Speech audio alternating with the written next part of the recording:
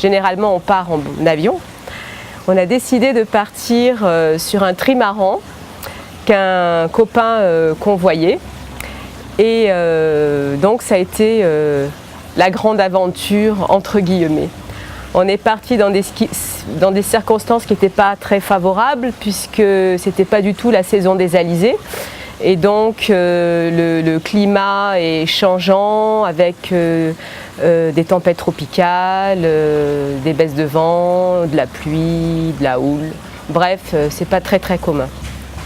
Donc nous sommes partis, on avait décidé de partir le samedi midi.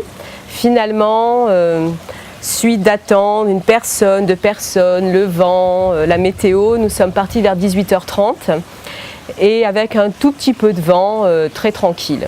En fait, on a fait du cabotage, ce qu'on appelle du cabotage, c'est-à-dire petit moteur le long des côtes jusqu'à la pointe de la table. Et ensuite, on a quitté les côtes et via le grand large. On s'est retrouvés la nuit tombant avec beaucoup de houle. Le bateau bougeait, mais c'était un trimaran, alors ça a un espèce de...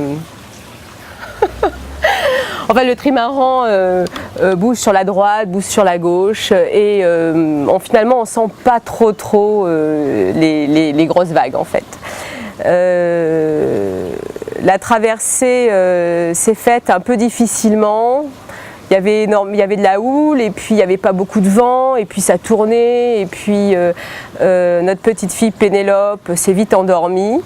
Les garçons sur le pont ont admiré les étoiles. On a vu une superbe voie lactée.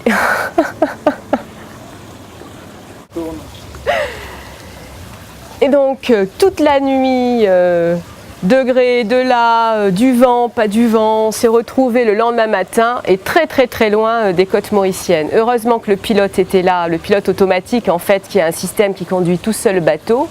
Donc le capitaine peut dormir et on peut faire un roulement pour vérifier qu'il n'y ait pas des cargos qui nous rentrent dedans. Donc en fait de nuit c'est toujours, et même de jour, il faut toujours surveiller que les autres bateaux soient à distance d'une autre pour éviter les collisions. Et donc en fait toute la journée on a eu des grains, on a eu des sautes de vent, on n'avait plus de vent, alors on mettait un peu le moteur et puis on reprenait. Et finalement une deuxième nuit est arrivée puisqu'on est arrivé au petit matin après 30 heures de navigation enfin à voir les côtes mauriciennes.